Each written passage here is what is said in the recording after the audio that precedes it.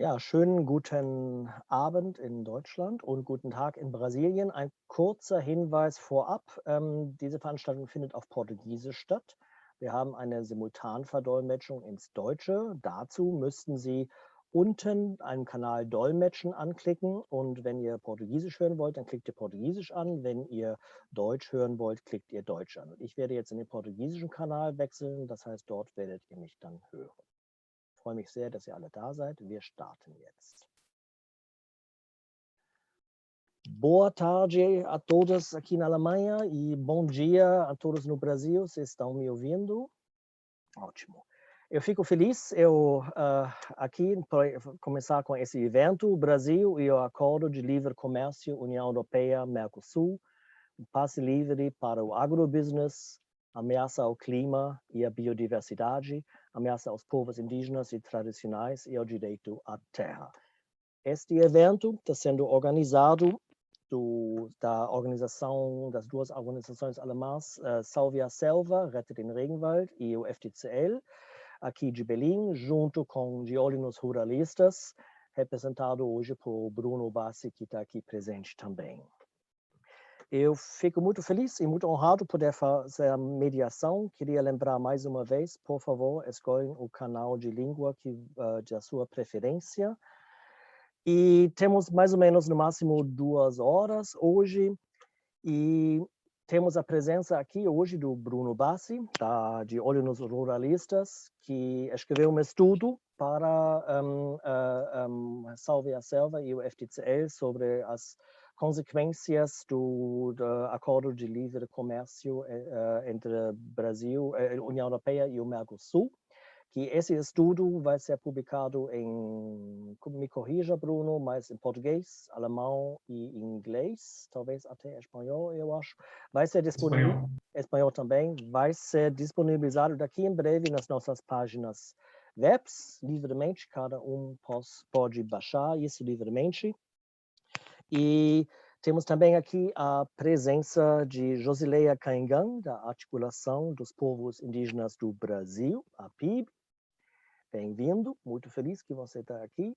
E temos o Denildo Rodrigues, que é da Coordenação Nacional da Articulação das Comunidades Negras Rurais Quilombolas, CONAC do Brasil. Bem-vindo, muito feliz que você está aqui também.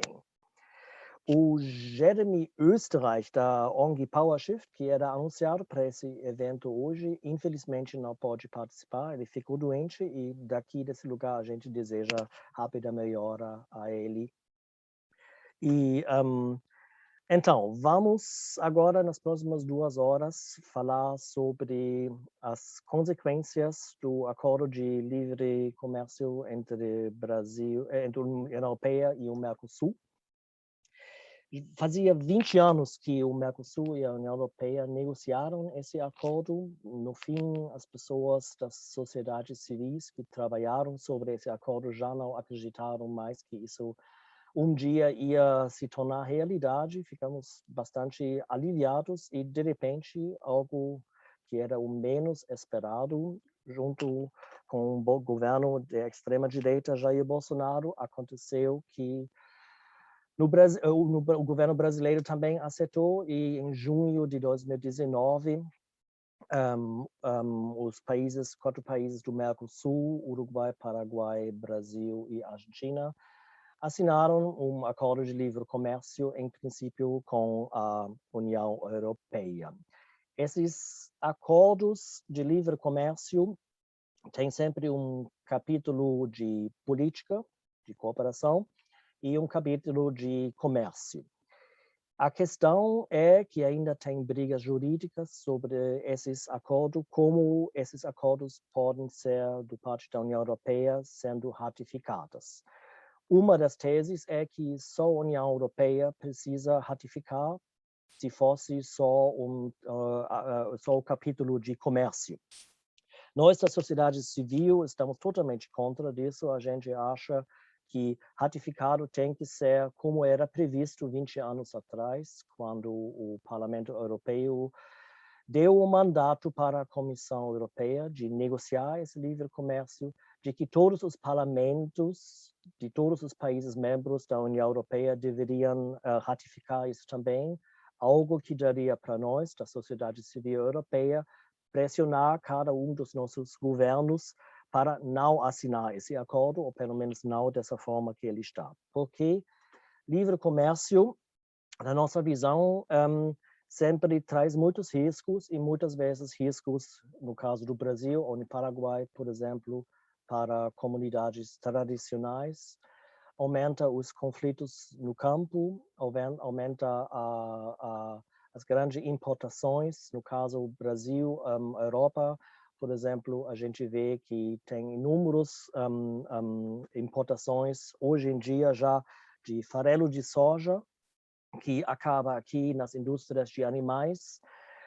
E a gente sabe que a produção de soja, por exemplo, no Brasil, mas também na Argentina ou em Paraguai, não causa somente impactos ambientais muito graves, usando muitas vezes pesticidas agrotóxicos, inclusive de produção europeia e alemã, muitas vezes, mas também a concentração de terra aumenta, isso aumenta os conflitos de terra, muitas vezes também violentos.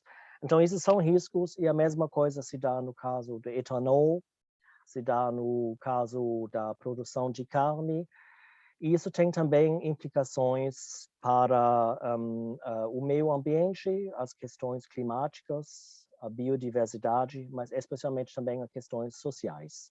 Uma das críticas no acordo de livre comércio entre a União Europeia e o Mercosul é que isso acaba sendo um processo de desindustrialização para os países do Mercosul e uma reprimarização das economias dos 4 países do Mercosul, que acabam sendo só produtores de commodities, como soja, como minério de ferro, outros minérios, carne, etanol, celulose, etc., e que os europeus, especialmente os alemães, a indústria alemã, a automobilística, possa vender mais carros e mais carros de luxo, etc. Isso é algo que a gente considera inaceitável, e por isso a gente, junto com Salve a Selva e o FTCL, a gente conversou com geólogos ruralistas para fazer um estudo sobre os impactos do Acordo de Livre Comércio União Europeia e Mercosul, e especialmente dar um enfoque naquilo que pensam as comunidades mesmas. E também uma análise quais são os interesses, por exemplo, do agronegócio, etc. Essas são as questões que vamos debater hoje. Eu fico muito feliz de ter aqui junto comigo Bruno Bassi, Josileia Kangan e Denildo Rodrigues. Bem-vindo mais uma vez, bem-vinda a todas e todos. E eu espero, para a tradução, que não falei rápido demais, eu prometi que vou falar devagar. Então, eu acho que eu vou passar a palavra para o Bruno. Você pode ainda se apresentar, se você quiser mais. E, por favor, Bruno, a palavra é sua. Eu fico muito feliz que você está aqui conosco. Muito obrigado. Obrigado, Christian. Obrigado a todos e todos que nos ouvem. É uma alegria estar aqui com a Josileia, com o Denildo. É bom ver de novo as pessoas, né, ainda que à distância. A pandemia aí nos afastou bastante nesse último ano, né? Então é bom estar aqui nesse espaço com vocês. A minha fala vai ser um pouco de contextualizar qual o papel dos lobbies do setor agropecuário, do setor minerário, nesse processo de retomada do acordo União Europeia-Mercosul, que teve um papel muito importante, não só, lógico, né, existe toda uma conjuntura de lobbies e de interesses de parte de atores econômicos da União Europeia, mas existia uma pressão muito forte para que esse acordo fosse aprovado do Brasil e de outros países do Mercosul, mas especialmente do agronegócio brasileiro, que viu nesse acordo uma oportunidade de crescimento e expansão das suas exportações para a União Europeia. O acordo ele ficou, como o próprio Christian pontuou, ele foi um acordo que foi negociado ao longo de 20 anos. Durante muito tempo houve impasses, sobretudo em relação às pautas de produtos agropecuários, com interesses de agricultores, tanto na França e na Alemanha, mas também em outros países, impedindo o prosseguimento das negociações justamente por interesses de mercado.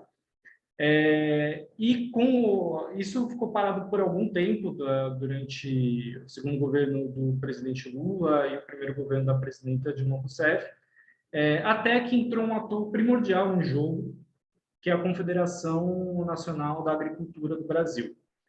A CNA, na época capitaneada pela hoje senadora Cátia Abreu, começou um processo intenso de lobby com organizações empresariais brasileiras e com organizações na Europa para acelerar as negociações.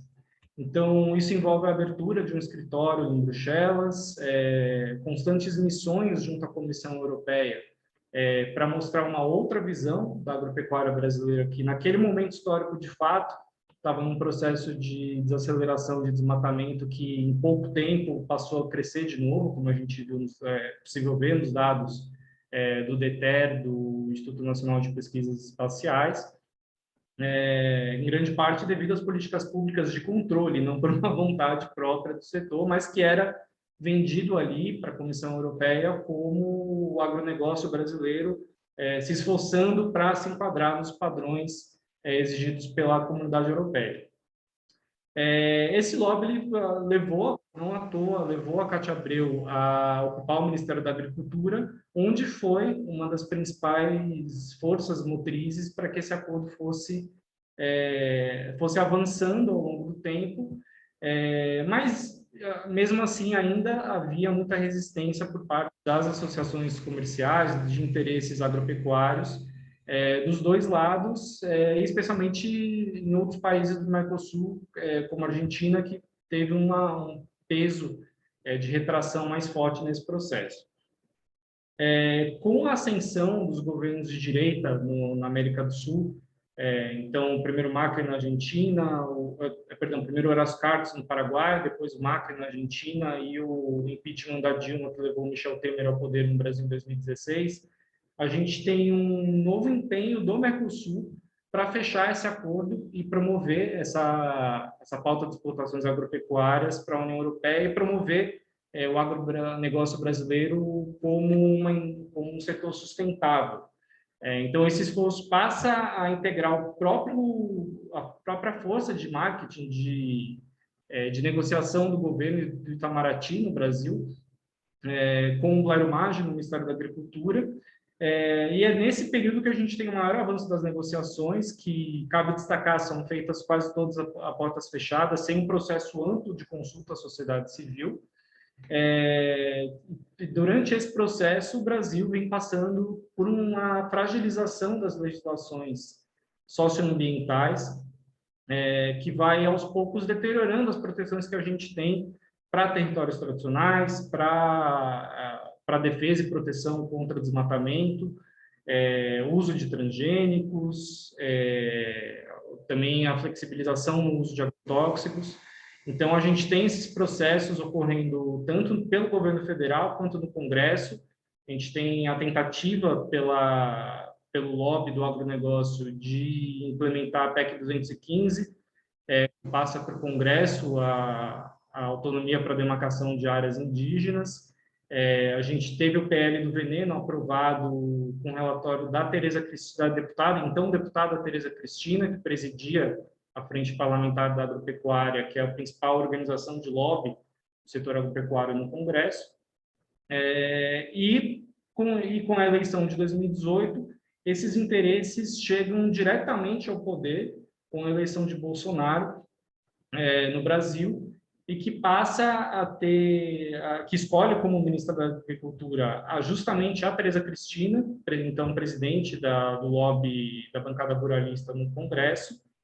E a partir daí a gente tem esse processo que já vinha decorrendo nesse período, de aceleração das negociações até a assinatura, em junho de 2019, que foi comemorada com grande alarde pelo governo Bolsonaro, com um ganho da sua diplomacia, sendo que já era um processo que já vinha aí dos últimos anos, né? A partir do governo Bolsonaro, que a gente também passa a ter um questionamento maior da comunidade europeia em relação ao cumprimento do Brasil, especialmente do Brasil, e também do Paraguai, em outra medida, mas especialmente do Brasil, em relação às condicionantes socioambientais do acordo. Porque durante esse processo, o Estado brasileiro vai começar um processo de fragilização de todas as legislações ambientais, junto ao Congresso, em alguns casos, em outros diretamente por decretos presidenciais, por programas de governo, como a retirada da atribuição, tentativa de retirar a atribuição de demarcações de terra do Ministério da Justiça, a paralisação das demarcações tanto de terras indígenas como de comunidades quilombolas, retrocessos muito importantes nos assentamentos rurais, no programa de reforma agrária, e ao longo de todo esse processo a gente vê como resposta a esse estímulo governamental, a grilagem, a ocupação de terras públicas, a invasão de territórios indígenas, territórios quilombolas e camponeses, a gente vê como resposta ao aumento expressivo do desmatamento e das queimadas, não só na Amazônia, mas também em outros biomas que são muito importantes para o país, como o Cerrado, como o Pantanal, que teve 20% do seu território destruído na última temporada de queimadas, como o Cerrado, a Mata Atlântica, que voltou a registrar números altos de desmatamento após anos de redução. Então, todo esse processo de negociação e aprovação do acordo, que vai para a ratificação, ele se dá justamente no momento em que o Brasil, especialmente, a gente pode até discutir em relação a outros países que também passam por processos parecidos de fragilização das legislações ambientais, especialmente o Paraguai, mas todo esse processo se dá no pior momento histórico do Brasil, em relação à legislação socioambiental. Então, também a isso se coloca o ponto de não termos um processo amplo de consulta com a sociedade civil. Não foram feitas audiências públicas, não foram feitos chamamentos à sociedade, então, tudo que houve em relação de resposta das organizações civis em relação ao acordo foi de livre e espontânea vontade, foi da articulação de redes de organizações se posicionando contra os termos em que foi colocado o acordo, com salvaguardas ambientais extremamente frágeis, com nenhum processo de responsividade em relação quais as medidas se o Estado ou se empresas descumprem essas medidas, e por isso, exatamente por isso que há uma grande... Die ganzen Regelungen auch nicht respektieren. Und da die ganzen Umweltorganisationen, die Organisationen für die Rechte von indigener Bevölkerung und Quilombola sind gegen diese Handelsabkommen, genau deswegen, weil da ohne Berücksichtigung der Zivilgesellschaft und auch ohne Partizipation der Gesellschaft und auch die ganzen Impact, die sozioökonomische und Umweltimpact nicht tatsächlich gesehen wird. Und sogar die Europäische Union hat ja zugegeben, dass da Fehler gegeben sind, die Überprüfung ab dieser Impact. Tanto no Brasil quanto no Paraguai, e os temores que envolvem os eventuais impactos do acordo, e o quanto essa liberalização de comércio pode se refletir em termos de expansão agropecuária, de ocupação de novas fronteiras agrícolas, que é algo que a gente já vê na Amazônia, a expansão sobre as áreas de planície no Amapá, esse aumento, a expansão do arco do desmatamento para os estados do Amazonas e do Acre. Cada vez mais esse processo vem se intensificando, justamente tendo em vista os benefícios que decorrem de uma legislação ambiental cada vez mais fragilizada e que cada vez mais premia o criminoso ambiental, o desmatador, o invasor de áreas indígenas e quilombolas, o grileiro de terras públicas. Então, esse processo histórico em que a gente resulta hoje, na tentativa de ratificação do acordo pelos parlamentos dos Estados-membros da União Europeia e do Mercosul, ocorre justamente no pior momento da história brasileira em relação às salvaguardas e medidas socioambientais.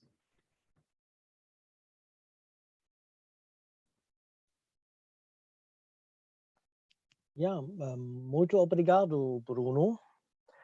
Isso realmente são pontos muito importantes e dá-nos uma primeira visão dos riscos de um acordo de livre comércio entre a União Europeia e o Mercosul. E para não perder muito tempo, eu gostaria de passar a palavra para Josileia Caingan, que é da Articulação dos Povos Indígenas do Brasil, a PIB. Muito feliz que você está aqui hoje conosco, Josileia. Josileia, a palavra é sua, por favor.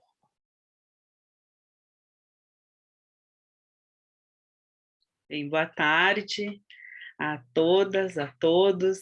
É realmente muito importante, né, esse diálogo nosso. Acredito que nós temos aqui bastante informações que o Bruno nos trouxe, né, mas eu também, enquanto mulher indígena, né, também tenho algumas contribuições que eu gostaria de fazer, né, com esse webinar.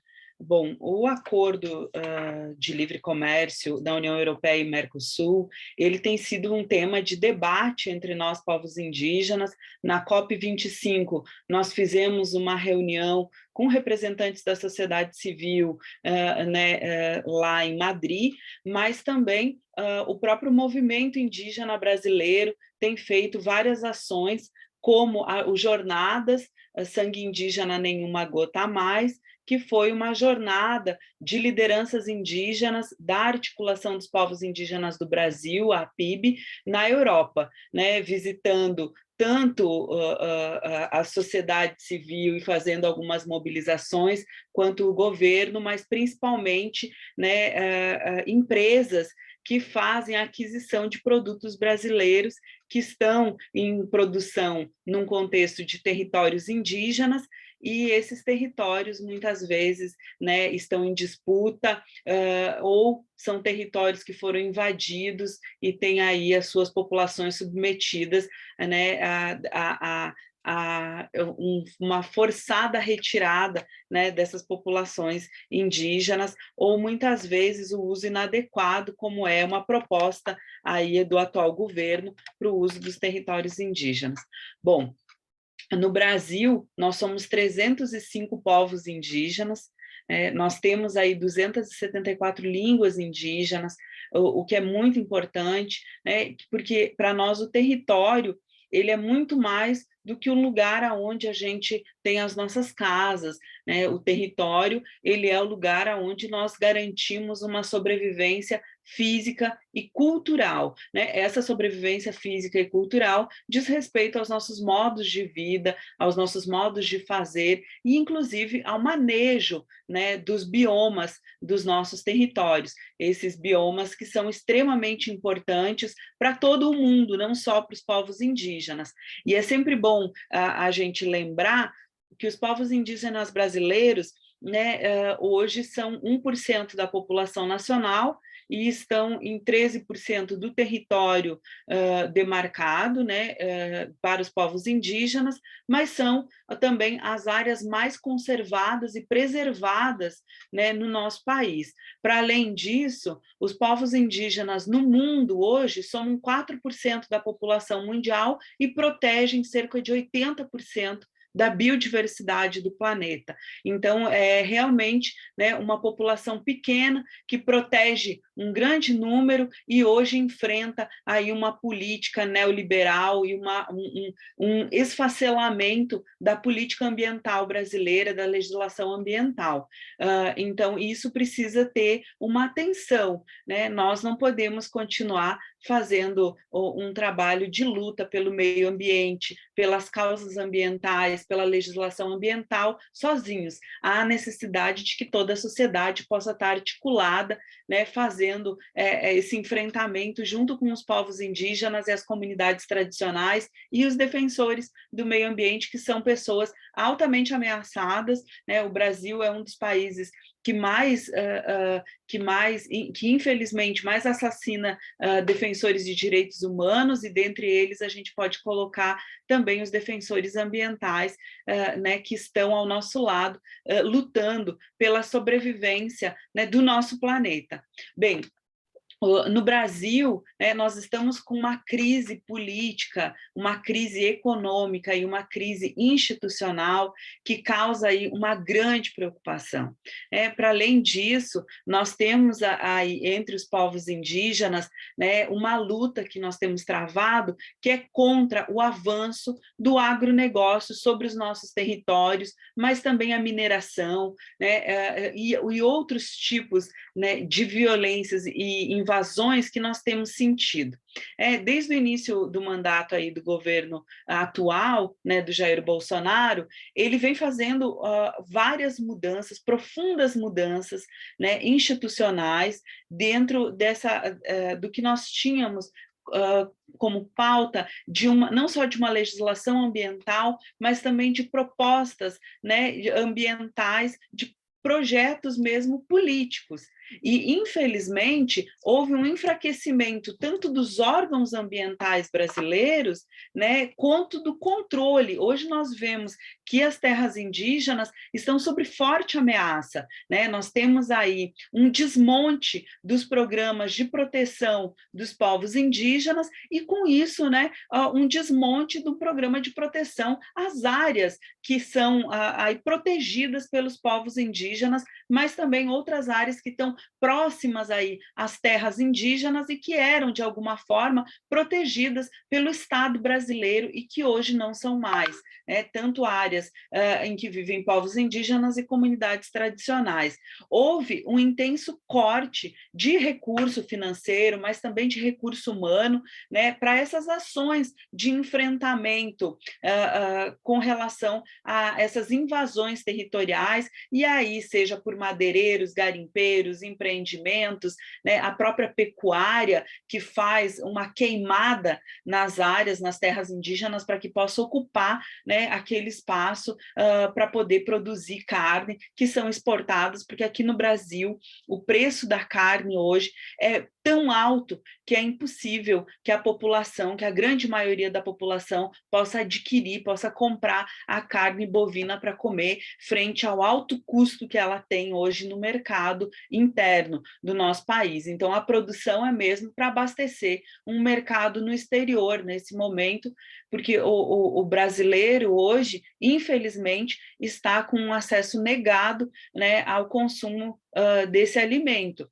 Então, realmente, né, as áreas que são aí devastadas para a produção de gado é para atender um mercado externo. Bem, os incêndios na Amazônia, desde da entrada do Jair Bolsonaro no poder, em 2019, eles se tornaram preocupantes para o mundo inteiro. O mundo viu a Amazônia em chamas, enquanto o Estado, né, o governo, dizia que não, que aquilo eram fogos em áreas isoladas, o que não é uma realidade, né? Nós temos aí dados do INPE que apontam que a Amazônia sofreu um desmatamento a partir de 2018, de agosto de 2018 a julho de 2019, né, de 34%. Então, é realmente um grande número de extensão territorial da Amazônia que foi devastado, né, seja pela retirada através do desmatamento, seja pelas queimadas que têm acontecido desde que o Jair Bolsonaro, né, se tornou aqui o presidente da República. Bom, mas não é só a Amazônia que está, né, nesse sistema de ser aí sucateada através dessas políticas públicas que tinham a ver com a proteção ambiental, né, como também outros biomas brasileiros. Se tem aí alguns apontamentos de que vários biomas brasileiros têm sofrido, né, seja desmatamento, seja o uso irregular do território, e também, assim como o Cerrado, por exemplo, que é o bioma, né, que é responsável pelo abastecimento, né, de água, latino-americano, né, do nosso continente, e ele está aí sobre uma forte ameaça, porque ele tem um desmatamento que vem sendo contínuo, né, ele não tem áreas protegidas suficientes, né, o desmatamento das áreas protegidas também tem sido contínuo. Nós, povos indígenas, desde 2019, desde 1º de janeiro, né, nós temos enfrentado uma série de ataques aos nossos direitos, e esses direitos vieram primeiros sendo atacados através da medida provisória 870, que tirava a FUNAI, que é a Fundação Nacional do Índio, do Ministério da Justiça e levava para o Ministério da Mulher, da Família e dos Direitos Humanos. E a demarcação das terras indígenas, que hoje é atributo da FUNAI, ela ia ser, então, passada para o Ministério da Agricultura, sendo que o Ministério da Agricultura, historicamente, é contrário aos povos indígenas, né? Então, nós tivemos essa medida provisória que foi, né, aí apresentada pelo governo Jair Bolsonaro e que nós, povos indígenas, fizemos aí uma frente muito forte para que essa medida não fosse validada. Então, nós tivemos que buscar apoios dentro do parlamento brasileiro, embora isso seja uma dificuldade muito grande, né, mas também com outras forças, principalmente do Ministério Público Federal, que agiu e aí retornou a FUNAI para o Ministério da Justiça e trouxe novamente a demarcação das terras para dentro da FUNAI. Mas já era um discurso governamental antes, um discurso do candidato, né, do então candidato Jair Bolsonaro, de que não haveria dentro do seu mandato nenhum centímetro de terra indígena demarcado. E ele está cumprindo, né, essa sua determinação, essa sua proposta de campanha, está cumprindo ela. Não tivemos nenhum avanço na demarcação dos territórios indígenas, que é uma necessidade, né, dos povos indígenas. Dentro desse fervilhar, né, de situações e de ataques aos direitos indígenas, a PIB, como eu falei para vocês, fez essa jornada Sangue Indígena Nenhuma Gota a Mais, visitando aí a Europa, né, visitando os parlamentos, visitando os governos, mas visitando também as indústrias, as empresas que compram matéria-prima brasileira, né, e levam essa matéria-prima, bom, tanto para ser usadas na indústria, mas também alimentos que são comprados aqui, como arroz, como soja, como a carne, né, e que vão abastecer o mercado europeu, e eles estão sendo produzidos em territórios indígenas, né, em cima de sangue das populações indígenas, porque existe um enfrentamento muito grande, né? Em 2019 também, nós tivemos aí uma retomada, né, de algumas propostas anti-indígenas, né, projetos, inclusive, da ditadura militar da década de 1970, né, em que havia uma pretensão do assimilacionismo, né, dos povos indígenas à sociedade nacional. Isso é trazer os povos indígenas, né, para fazer parte de um sistema de opressão, né, e um sistema que vai contra as nossas tradições, o nosso modo de vida, né, enquanto povos originários desse lugar. Bom, os discursos tanto das forças, né, políticas hoje no Brasil, quanto as ações neoliberais que nós temos aqui, principalmente representadas pela bancada ruralista, elas não estão só numa força e num âmbito jurídico, elas estão voltadas aos povos indígenas, né, externalizando aí vozes de representantes desses setores, né, incidindo junto à população para que haja aí um avanço contra os povos indígenas, muitas vezes até, né, de violências físicas, como pessoas aqui que são parlamentares brasileiros, né, têm falado, têm trazido discursos de ódio, discursos, né, que vão contra as populações indígenas e outras populações, como o movimento dos trabalhadores sem terra, como movimentos LGBTQI, né, a mais, bom, quilombolas. Então, tem esse discurso de ódio contra os povos indígenas também fomenta, né, essas violências no campo. Mas, com relação ao acordo, né, do Mercosul e União Europeia, é importante a gente refletir todas essas ações que estão aí como pano de fundo, né? Nesse lugar do acordo, né, não existe, não está dentro dele, como havia sido discutido há anos atrás, né, a presença dos povos indígenas dentro do acordo, né? Então, hoje, não existe essa obrigatoriedade, esse compromisso com relação a implementações de acordos mundiais, como o Acordo de Paris, né, como outros acordos, e como também a legislação 169 da OIT, né, que diz que os povos indígenas devem ter o consentimento livre, prévio e informado, né, quando tem alguma ação para acontecer próximo dos seus territórios. Nós não temos isso presente hoje dentro do acordo do Mercosul com a União Europeia, né? Então, é importante a gente chamar atenção para isso, porque quando você não tem, né, nada que comprometa o Mercosul de ter essa obrigatoriedade com relação aos compromissos, e simplesmente a gente teria aí um acordo referendando, né, as invasões das terras indígenas, a expropriação dos nossos territórios, né, o incentivo à luta armada no campo, né, a grilagem das terras indígenas, o desmatamento sendo acentuado, né? Nesse sentido, é importante que a gente sempre pense que, no nosso caso aqui, enquanto povos indígenas, nós estamos, né, à mercê de um desgoverno. Né? E esse desgoverno não tem a intenção aí de fazer tanto demarcações de território, quanto de implementar os acordos que ele mesmo, né, assina e diz que vai cumprir e não cumpre aqui no nosso país. Sejam das metas, né, e aí o Acordo de Paris ele é bem importante nessa relação, porque existem metas a ser cumpridas, né, da não emissão de gases, né, para o efeito estufa, mas também, né, a não emissão de gases tem a ver com essa proteção ambiental que os povos indígenas fazem nos seus territórios. E o governo ele não tem nenhuma intenção de promover essas ações, né, pelo contrário.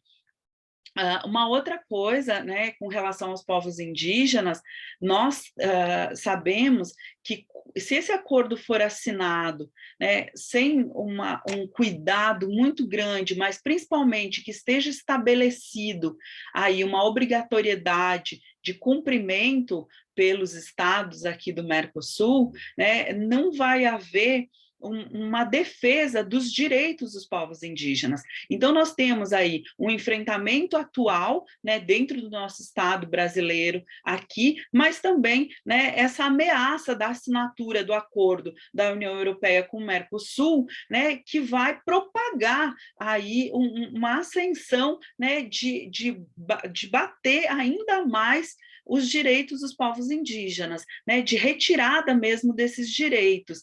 A gente tem visto, né, que o governo ele não tem nenhuma intenção de proteger os povos indígenas e não existe dentro do acordo, né, nenhuma intenção também direta, né, de proteção aos direitos dos povos indígenas. Existe aqui, acolá, alguns trechos, né, sobre o modo de vida dos povos indígenas, a relação com as florestas, né, mas não existe nenhuma cláusula que fale, né, de forma clara como eles vão proteger os povos indígenas brasileiros, os direitos dos povos indígenas do Mercosul, como vai ser implementada a Convenção 69, né, essa consulta prévia livre e informada. Bem, eu acho que nós temos aí 2019 foi um ano muito difícil para nós, povos indígenas, mas que vem se somando à pandemia da Covid-19 em 2020, onde nós tivemos mortes de indígenas que fazem a proteção do território, né? Então, vários conflitos acontecendo, justamente por essa fala do governo brasileiro, né, do Estado, de que pode né, usar os territórios indígenas para exploração. Então, tem sido aí um avanço né, nas invasões, no desmatamento, no uso ilegal dos nossos territórios, no garimpo, na mineração, na produção de gado, né, nesse avanço que teve também da agricultura para a Amazônia. Então, a Amazônia era a última fronteira agrícola do nosso país e hoje já não é mais. Nós sabemos que tem aí soja sendo produzido né, para abastecer um mercado internacional também. Nós tivemos, durante a COP25, a presença das mulheres indígenas falando né, sobre a defesa da nossa natureza, do meio ambiente, e quando nós estávamos na COP25, nós recebemos a notícia da morte do Paulino Guajajara, né, que foi uma das pessoas assassinadas em 2019, justamente pela proteção do seu território.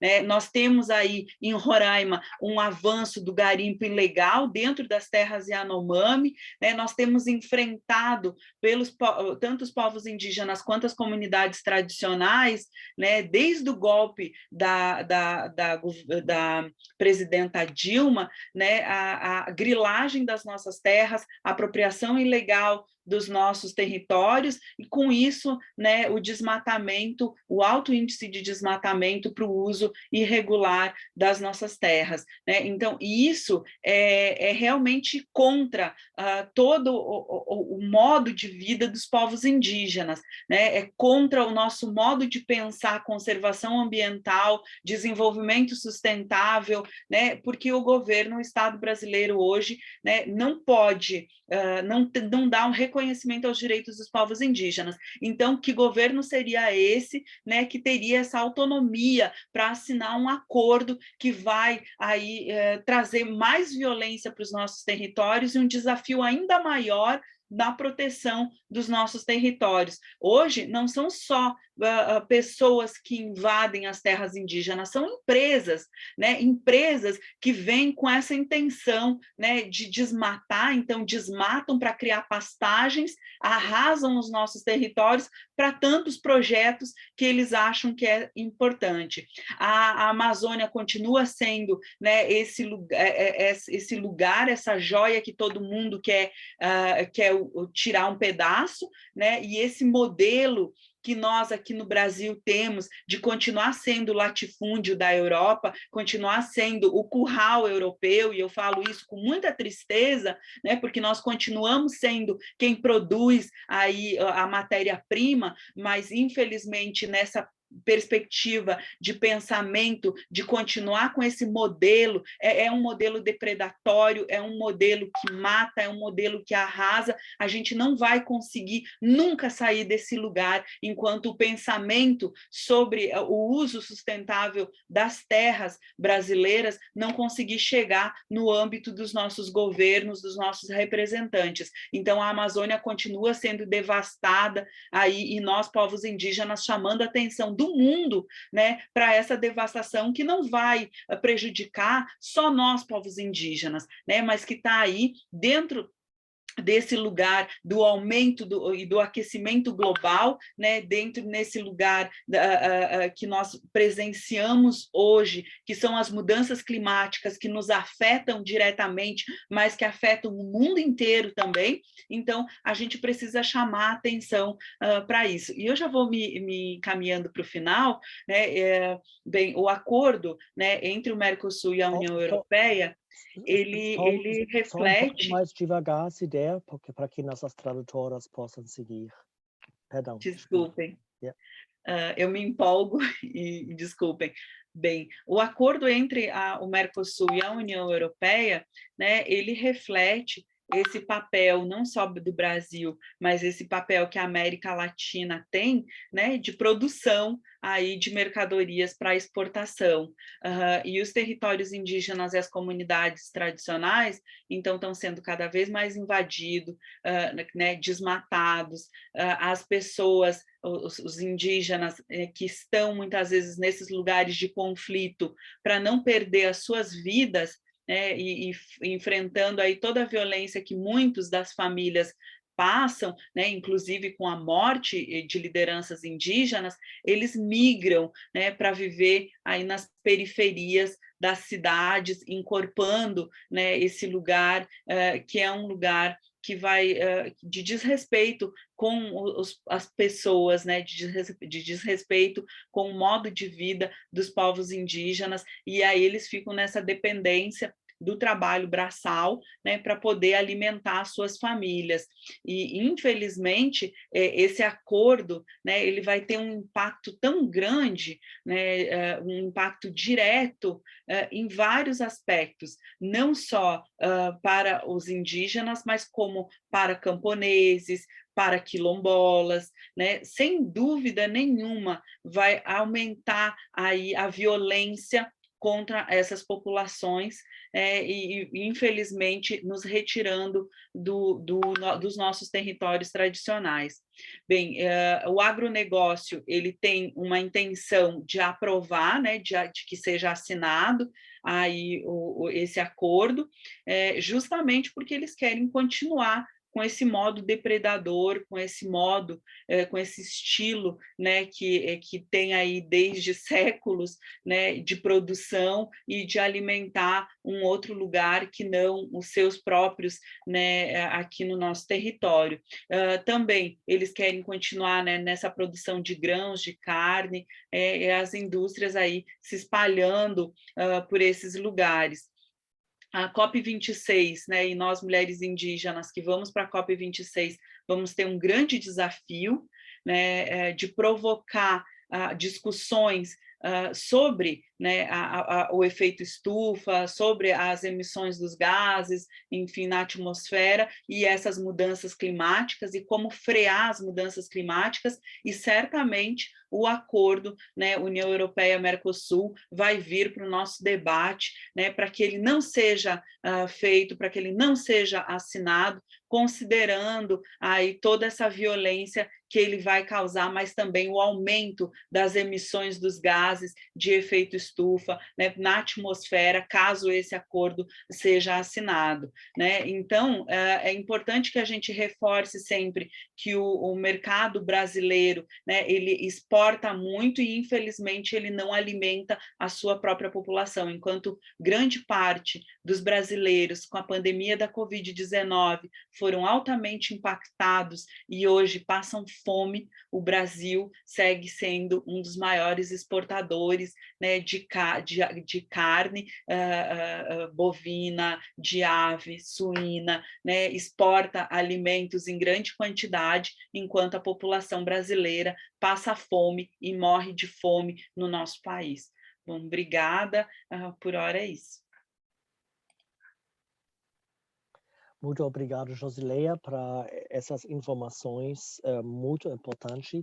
Agradeço muito. Para não perder muito tempo, eu vou chamar agora Dinildo Rodrigues. Ele é da CONAC, da Coordenação Nacional de Articulação das Comunidades Negras Rurais Quilombolas, CONAC. E, por favor, fala um pouco devagar para que nossas tradutoras possam seguir mais ou menos. Dinildo, bem-vindo, muito feliz que você está aqui conosco. Ok, muito obrigado pelo convite. Gostaria, em nome da Coordenação Nacional de Quilombo, agradecer, né?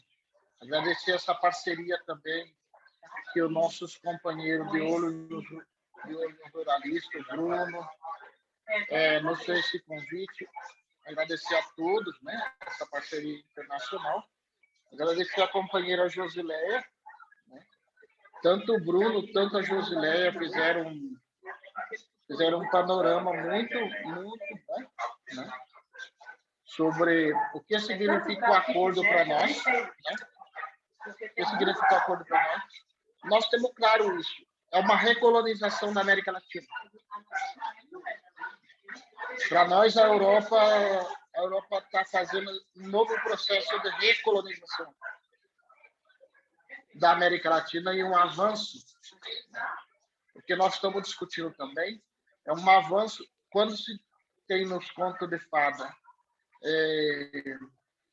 a busca do Eldorado, né? Assim como existia anos atrás, muitos séculos atrás, a busca do caminho para as ilhas. Agora é a busca para a América Latina. O que significa isso? Significa o avanço sobre os bens comuns. O avanço sobre os bens comuns.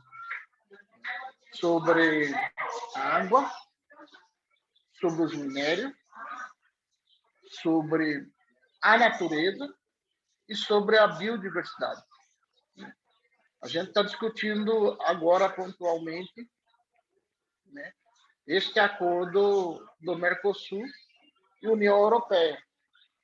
Mas já existe também na América Latina outras corporações internacionais, inclusive acordos internacionais com outros países fora da União Europeia, justamente para explorar todo esse Eldorado, né? Explorar essa riqueza, essa biodiversidade que a América Latina tem. Para nós é uma luta que vai na contramão daquilo que nós estamos discutindo. Porque nós estamos discutindo justamente um processo de decolonização. Né? Para que a gente possa romper um pouco sobre esse processo que foi muito duro e é muito duro ainda. Foi o processo de escravidão, o processo pelo qual o nosso continente passou, de saques das nossas riquezas, né? E que a gente está lutando para sair desse saque, né? Tentando reconstruir o nosso continente, né? E na contramão, aí vem uma proposta dessa. Nós tivemos, a CONAC esteve junto com a Coalizão Negra por Direito. Em 2019, nós tivemos no Parlamento Europeu, né? Eu estava lá, fui uma das pessoas que fui lá pela CONAC, também pela Coalizão Negra por Direito. Nós participamos de alguns eventos junto com o pessoal do Partido Verde, né, com a deputada do Partido Verde que nos convocou, que nos chamou. E também a gente fez uma conversa com lá é tipo, aqui para nós no Brasil, é tipo Itamaraty.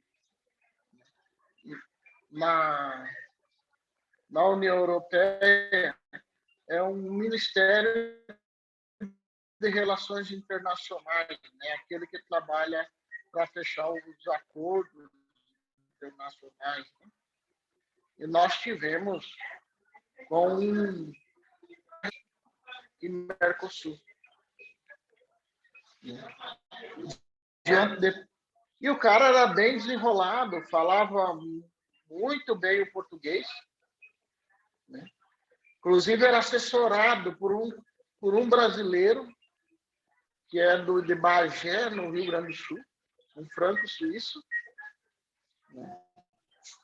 E que morava lá. E ele, o cara responsável, falando na nossa cara: quem vocês pensam que é?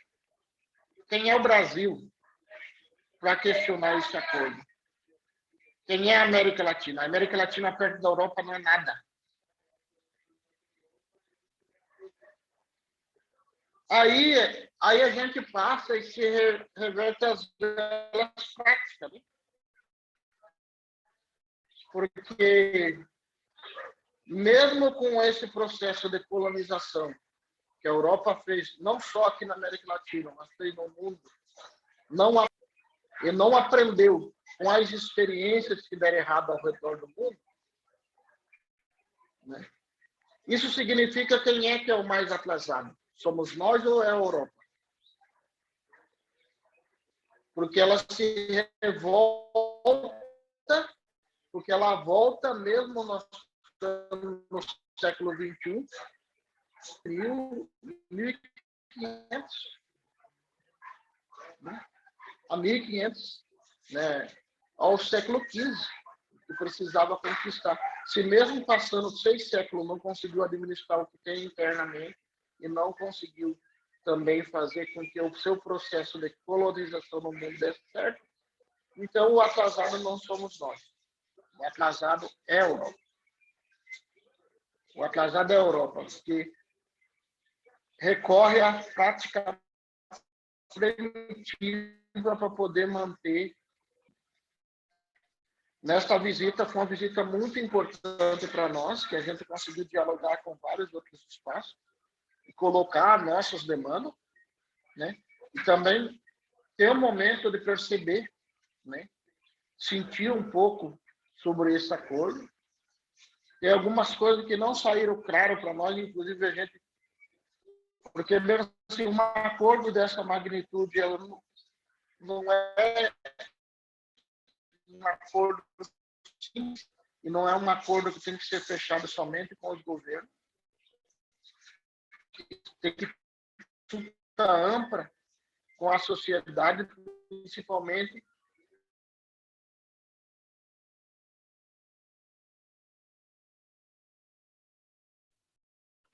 Dinildo, você está nos ouvindo? Será que melhora se eu desligo minha câmera? Dinildo? Uma outra questão é assim, é sobre como que se vai trabalhar os impactos desse empreendimento, porque os empreendimentos vão deixar, porque o acordo vai trazer montadoras, vai trazer vários empreendimentos para os nossos países.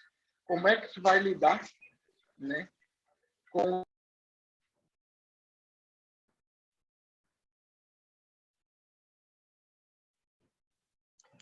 Dinildo, você está mudo agora. Como é que vai lidar com os impactos desse empreendimento? E quem é que vai pagar a conta desses impactos, né? Estão me ouvindo, gente? Está cortando um pouquinho, Bi. Você continua mudo, Dinildo. Você tem que abrir seu microfone. Agora. O telefone está tocando aqui. Mas quem é que vai pagar a conta desses impactos, né? Ou vai fazer como sempre fizeram? As transnacionais do mundo todo estão no Brasil, estão na América Latina. Elas levam a nossa riqueza e os impactos dessa riqueza ficam para os governos nacionais cuidar. É isso? O fluxo migratório, como é que se vai lidar com isso? Uma outra questão, além do fluxo migratório e dos impactos, uma outra questão é a consulta prévia livre e informada, né? O Brasil é signatário da Convenção 69 da OIT, né? A qual nos garante o direito à consulta prévia livre e informada, né? E qualquer empreendimento a ser discutido que mude a nossa vida, ou que seja empreendimento que venha em cima do nosso território, tem que ter o nosso consentimento livre e informado. Em nenhum momento esse acordo chegou até nós. A gente sabe que o governo está conversando sobre esse acordo, mas que esse acordo não chegou até nós ainda. Assim como outros acordos deste governo, desse governo que a gente vive aqui no país, que é a exemplo do acordo de Alcântara, né? De salvaguarda da base espacial de Alcântara, transferindo a base espacial de Alcântara para os Estados Unidos, enquanto nós brasileiros nem sabíamos, o acordo já estava firmado. Esse é um desgoverno, né? Um governo sem transparência nenhuma com o seu povo, né? Sem transparência nenhuma com a sociedade. As comunidades quilombolas elas estão em todos os biomas do país, né? Elas estão no Cerrado, estão no Pantanal, estão na Amazônia. Na Amazônia, nós temos mais de 3.000 comunidades quilombolas. Mais de 3.000 comunidades quilombolas. Não é pouco. A Amazônia, ao contrário do que o mundo olha, né? Ao contrário do que o mundo olha, e que muitos de nós também, quando olhamos dentro do Brasil para a Amazônia é povoada por pessoas invisíveis, que é a população negra. 68% da população que vive na Amazônia é negra. 68%. Mas quando o mundo olha para a Amazônia, o mundo não consegue enxergar essa população negra que vive ali, que trabalha ali e que ajuda também a proteger todo esse bioma que é a Amazônia. Assim como todos os biomas nosso brasileiro, a maioria da população que vive nesses biomas é a população negra. É a população negra. Dentre a população negra, as comunidades quilombolas têm um papel importantíssimo na preservação da biodiversidade. Quando a Amazônia queima, nosso povo também queima. Quando o Cerrado queima, nosso povo queima. Quando o Pantanal queima, nosso povo queima. Então, o que significa isso? Significa que nós, quilombola,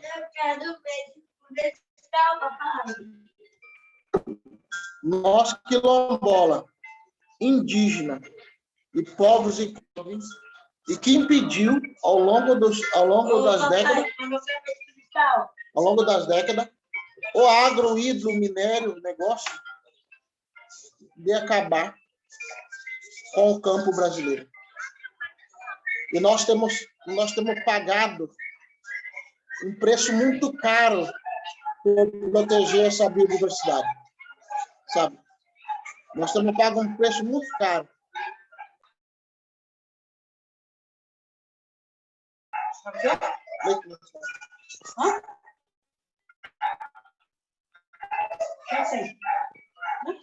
Aí nós temos pago um preço muito caro com relação a isso, né? Pela produção, inclusive com a perda de companheiros e companheiras. Nós tivemos no ano de entre 2017 e 2020, o número de assassinatos de lideranças quilombolas subiram 364%. E aí só estão fazendo recorte dos quilombolas. Quando pega dos quilombolas, povos indígenas, assentamento, lideranças agrárias, né, dos assentamentos de reforma agrária, defensores e defensoras de direitos humanos, o número vai lá para as alturas. Então, assim, nós pagamos um preço muito caro. E é importante que a gente diga isso para o mundo, né? Para isso é importante essa reunião que a gente está fazendo com vocês na Alemanha, porque é de vocês entenderem que o preço que a gente paga para manter toda essa biodiversidade, que não é só para nós, mas é para o mundo inteiro, essa biodiversidade. Manter isso tem um preço caro que nós temos pago com a nossa vida.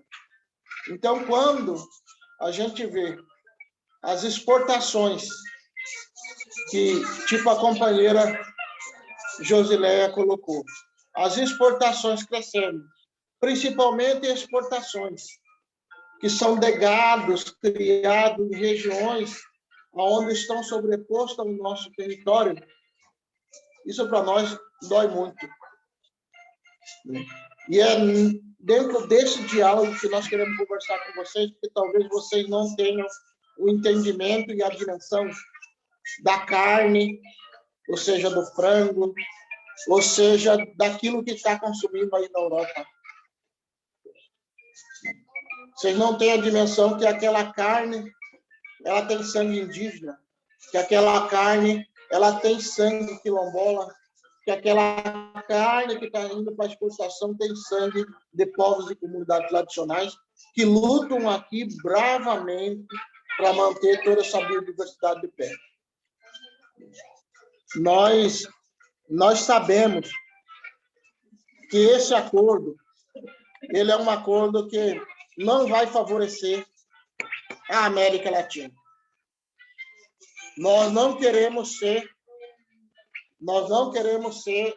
um país de montadoras de automóveis ou de outras montadoras.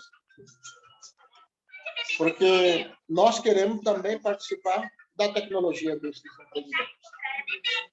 Nós também queremos desenvolver. E, entendendo tudo isso, é importante a gente frisar que, por mais árduo que seja a nossa luta e a nossa trajetória, nós continuamos lá. Nós continuamos lá lutando dia após dia para proteger o nosso território e para proteger o território para os nossos filhos e para os nossos netos. E para as futuras gerações que vêm. Nós jamais podemos negar às futuras gerações o direito de conhecer uma floresta em pé igual nós conhecemos. Os rios, as cabeceiras dos grandes rios, eles não nascem nos centros das grandes capitais. Nem no centro de São Paulo, nem em Copacabana, nem no centro do Brasil. Ele nasce nos nossos territórios quilombola, território indígena, território de povos e comunidades tradicionais.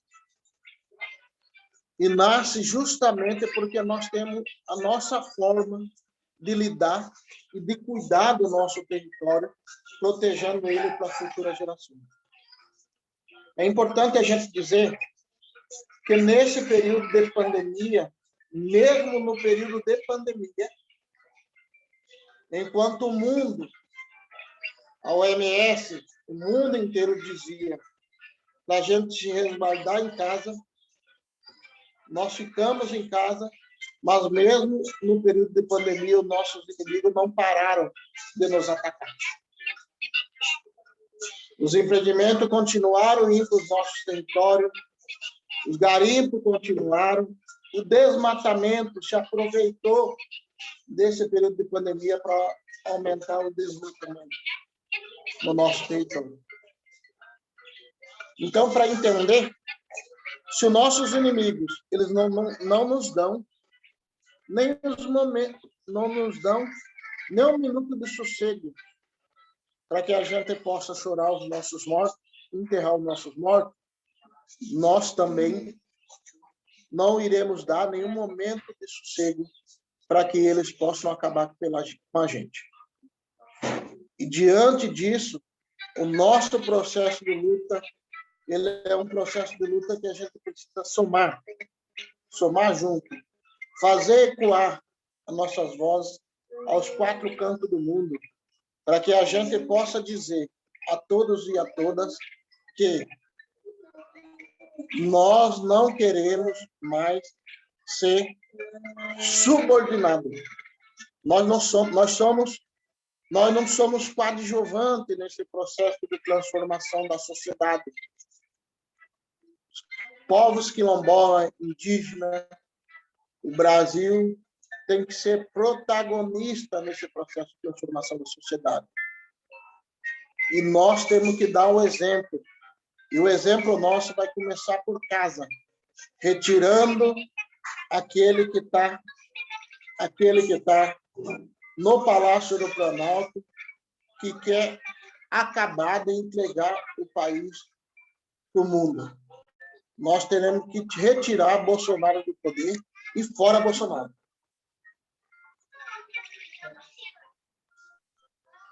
Muito obrigado, Dinildo, por essas palavras, essa fala muito importante. Agradeço muito. E eu queria dar ao público a informação. Vocês não estão totalmente excluídos do nosso debate, embora que a gente não abriu o chat, tem aí o Q&A, perguntas e respostas. Vocês podem escrever aí suas perguntas, caso vocês tiverem alguma coisa, e a gente vai ler isso e pedir para os nossos palestrantes de responder. E enquanto que vocês pensam o que vocês poderiam perguntar, eu queria perguntar aqui a Ronda, porque vocês sabem, nós europeus, especialmente nossos governos europeus e alemães, estão sempre muito preocupados com o meio ambiente, especialmente no Brasil. Eu pergunto a vocês porque como podemos explicar aos governos, para que os governos europeus e especialmente o governo alemão entenda que a questão ambiental no Brasil está intensamente ligada ao direito à terra, a direitos humanos e a direitos dos povos indígenas, das comunidades tradicionais, etc., e aos direitos humanos em geral. Como a gente pode explicar isso melhor? Talvez vocês tenham uma ideia, porque, ao nosso ver, os nossos governantes sempre acham a gente faz um tratado e uma cláusula e a gente garante que o comércio esteja livre de desmatamento e pronto. Como se isso fosse a solução. Vocês têm algumas ideias, sugestões, talvez? Quem quer? Bruno, você quer falar? Só vou ser bem curto aqui, eu acho que até a Josileia e o Bico terão mais a contribuir nesse ponto, mas eu acho que o principal, acho que muitas vezes esse pragmatismo, né, na política externa, ele tem um efeito muito perigoso para as comunidades tradicionais no Brasil, porque apesar da gente ter políticas de rastreabilidade, é muito fácil burlá-las. Então, a gente tem exemplos recentes de frigoríficos brasileiros que, em tese, cumprem com ou pelo menos formalmente cumprem com requisitos de proteção socioambiental, de não comprar de áreas invadidas em terras indígenas, ou áreas quilombolas, ou áreas da reforma agrária. Mas quando a gente vai analisar a fundo, e acho que esse é o papel que é basicamente cumprido por jornalistas da imprensa independente, como é o nosso caso, como é o caso da Repórter Brasil, de outras organizações de imprensa independente, quando a gente vai olhar a fundo, esses sistemas de rastreabilidade não funcionam. É comum ver, todo ano a gente vê se repetindo denúncias de que a JBS, a Mafrig e outros frigoríficos compraram de áreas impagadas por desmatamento, compraram de áreas indígenas, por uma dificuldade muito grande na cadeia do boi, de você garantir essa rastreabilidade completa e isenta de fraudes. E aí, para isso, você tem os frigoríficos postergando cada vez mais a data de cumprimento do TAC da carne, que já deveria ter sido cumprida, e seguem captando dinheiro internacional, dinheiro do Banco Mundial, através do IFC, dinheiro do Banco Interamericano de Desenvolvimento, para adaptar seus sistemas de fornecimento e adaptar sistemas de cadeia sustentável, sendo que isso já deveria ter sido cumprido há bastante tempo.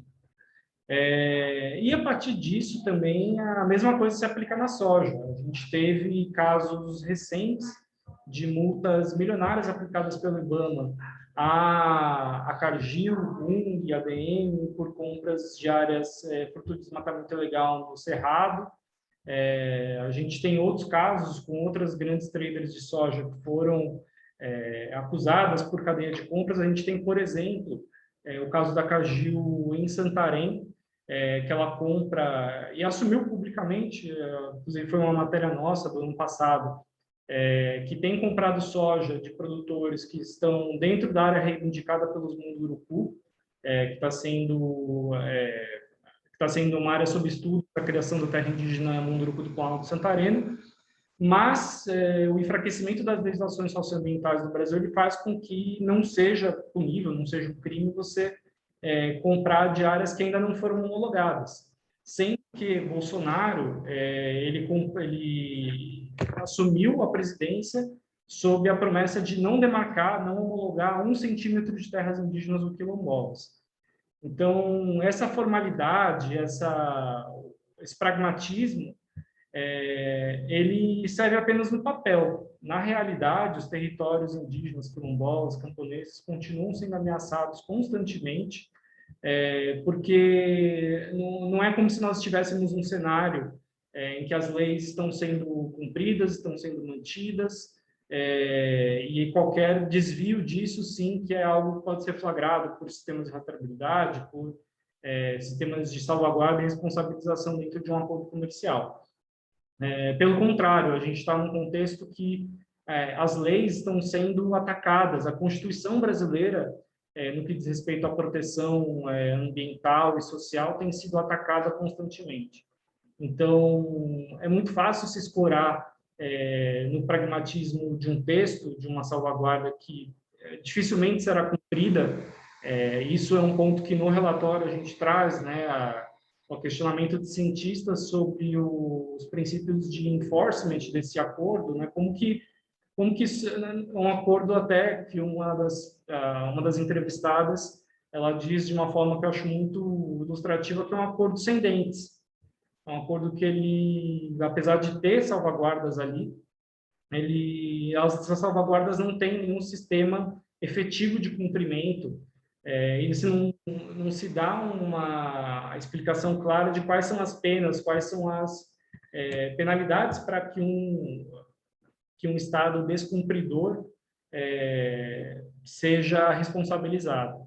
Então, eu acho que nessa esfera de pragmatismo é muito difícil se ter algum avanço. A gente precisa ir para uma esfera das relações humanas, de evidenciar realmente que não basta você ter um sistema que está sendo cumprido no papel. É preciso estar nos territórios, é preciso dialogar com as lideranças indígenas, quilombolas, camponesas, para verificar que efetivamente essas salvaguardas não têm sido cumpridas. Muito obrigado, Bruno, por essas importantes observações. Josileia, você quer falar algo? Quer? Sim, bom, obrigada.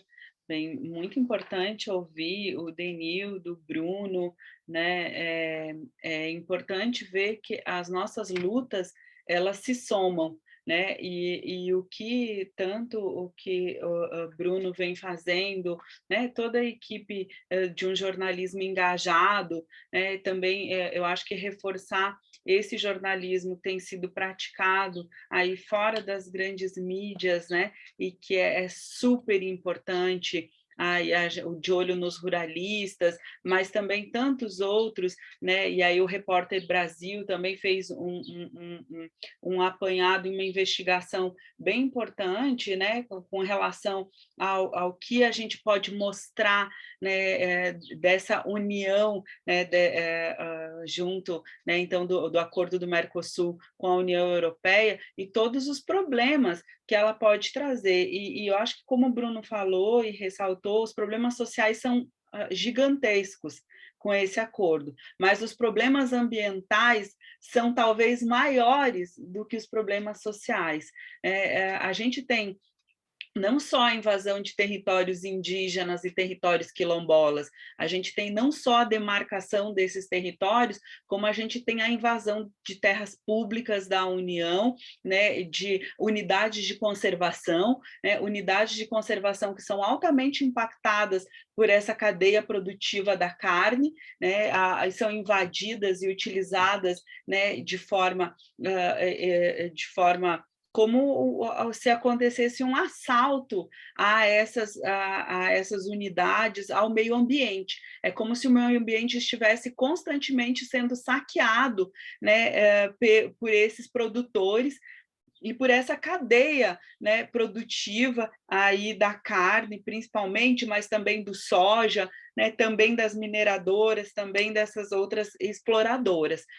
Os povos indígenas, nós temos visto com olhares muito preocupados, né, esse avanço da invasão dos territórios, mas também de outras formas que o Estado brasileiro tem tentado dar, que é uma maquiagem para o uso irregular, para o uso ilegal da terra, como os arrendamentos de terras indígenas, né, numa proposta de fazer acordos e criar cooperativas indígenas que possam arrendar suas terras, né, para esses outros parceiros que são aí ruralistas, né? Então aí para a expansão da monocultura do soja, para a expansão da monocultura do açúcar, mas também para tantas outras. A gente tem visto também o uso, né, da mão de obra escrava, a exploração da mão de obra escrava nesses empreendimentos, nessas corporações, seja, né, para cuidar aí desse gado, seja para estar à frente aí de práticas de derrubadas de mato e tudo. Então, é uma preocupação muito grande a nível ambiental e social. Mas a nível ambiental, né, com o acordo assinado, nós vamos ter uma derrubada de floresta que nós ainda não tivemos. Eu acho que se a gente não tiver consciência agora de parar isso, e não é nem só a questão da gente poder fazer mais debates, não são os debates que vão solucionar as questões. O que é necessário nesse momento é que esse acordo não seja assinado, porque ele não preserva, ele não resguarda, né, o meio ambiente, mas nem o contexto social, né, da violência a que nós estamos submetidos. O aumento da derrubada de florestas, né, o aumento das emissões de gases para o efeito estufa, né, que vai ser produzida com o aumento, né, da criação bovina, ele é gigante. Mas a produção de soja também, a produção de arroz para abastecer o mercado internacional também vai impactar diretamente o meio ambiente e os territórios indígenas. A gente precisa pensar que hoje, com essas propostas, e se tenta de todas as maneiras achar um jeito de burlar, né, a legislação, e essa proposta de ter aí as cooperativas indígenas, né, com uma máscara que, na verdade, é para o arrendamento de territórios, isso também, embora não seja muito falado, mas é uma prática que nós temos visto crescer no sul do Brasil, por exemplo. Onde a gente tem territórios indígenas pequenos e ainda assim o governo fazendo um lobby gigantesco para que essas áreas sejam usadas para a produção de soja, né, para a produção de carne. Então, eu acho que nós precisamos, enquanto parte da sociedade, nós temos o dever, enquanto povos indígenas, de fazer a luta, de fazer o combate, né, a assinatura desse acordo, a trazer essa luz do que nós experienciamos aqui dentro dos nossos territórios, mas nós também temos que chamar a atenção para o que a sociedade europeia precisa fazer, Christian, que é ir, sabe, contra esse acordo, que é pressionar os seus parlamentares, que é pressionar o governo para que eles não assinem o acordo, né, da União Europeia e o Mercosul, porque nós não temos cláusulas, nem legislações, nem formas de poder inibir essas práticas de exploração predatória, né, do meio ambiente, dos nossos territórios e das nossas vidas. Muito obrigado, Josileia. E no meio da sua fala, o Dinheiro caiu fora, mas acho que ele voltou agora, né? Você está nos acompanhando de novo. Surgiu uma questão aqui do público: o que podem fazer as ONGs alemães e europeias para apoiar a situação das organizações indígenas, das organizações quilombolas, das organizações dos pequenos proprietários do sem terra? O que podem fazer? Vocês têm ideias, sugestões, comentários? Quem quer José? Quer, Bruno? Pode tocar. Não, eu ia perguntar se você estava nos escutando. Aí acho que pode começar, Bi. Não, acho que primeiro é a gente ver como que a gente faz essa campanha global, né? Para que a gente possa evitar o consumo de produtos oriundos, tanto de áreas quilombola, indígena, né? E também de áreas de conflito, né? De fazendeiros que por exemplo, trabalham com a questão de trabalho escravo, né? Acho que o primeiro passo é isso. Como é que a gente pode pensar junto uma campanha internacional nisso? Segundo passo é que é essa questão da comunicação mesmo, né? Que a gente está fazendo aqui, né? Da gente levar esse debate para vários outros espaços que ainda não chegou, né? E terceiro é ver como que a gente dá condições para que o nosso povo possa trabalhar no território, né? Como é que a gente vê a possibilidade de estar apoiando as organizações para que elas continuem fazendo o trabalho de proteção desta biodiversidade que não é só local, né, das pessoas que estão ali, né? Mas essa biodiversidade é para as futuras gerações, né? Como é que a gente potencializa isso, né? A gente tem vários exemplos, inclusive de trabalhos em territórios indígenas, quilombola, né? De fortalecimento de lideranças. E aí, como é que a gente trabalha isso dentro de uma forma que a gente possa rediscutir, inclusive fortalecendo o território, né? E a quarta é que essas organizações estejam junto com a gente, também quando a gente for fazer aqui algumas chamadas nacionais no Congresso, né? Mandar cartas, né? Mandar carta para o presidente do Congresso, para o presidente Arthur Lira, mandar carta para o Rodrigo Pacheco, mandar carta para todos esses cabras que às vezes estão com o PL lá, né? Projetos de leis que vem direto, né? Dialoga direto com a nossa vida, né? Falo isso que não é só simplesmente a questão deste acordo, né, com a União Europeia, mas nós estamos com o PL, que é o PL da grilagem, né? Que regulariza terra de fazendeiro sobre as terras nossas, né? Terras quilombola, terra indígenas, terra de povos e comunidades tradicionais. Então, é importantíssimo que a gente possa fazer pressão para que esse PL não vá para frente. Bem como também nós estamos no Congresso aí com a APL, né? Com o PL também, que é o PL do licenciamento ambiental, que visa flexibilizar, né? Flexibilizar a construções de grandes empreendimentos sobre os nossos territórios, né? Sobre os nossos territórios. Então, é importante que a gente faça pressão, mande cartas, e-mails, né? Para esses órgãos. Uma outra que eu diria seria como que a gente pudesse também enviar cartas, e-mails, né? Recomendações, né? Para o Supremo Tribunal Federal, né? Porque nós estamos aí em pleno julgamento, né? Do marco temporal, né? Do marco temporal indígena, né? E que não vai afetar somente indígena, né? Uma vez julgado esse marco temporal, cria jurisprudência, inclusive, para vir para cima de nós, quilombola também, né? Que o marco temporal, ele coloca uma situação onde que, para não reconhecer os nossos territórios ocupados, né? Ocupado agora, né? Então, assim, que a gente possa fazer esse debate, né?